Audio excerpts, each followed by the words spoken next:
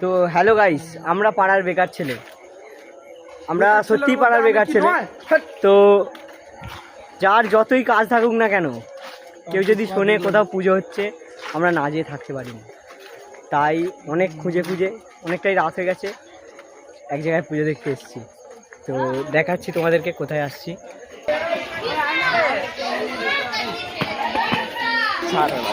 Video করে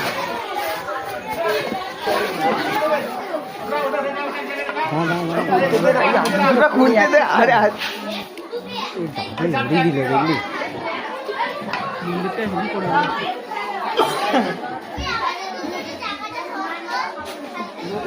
আশীর্বাদ করছে না, একদম ফুল আশীর্বাদ।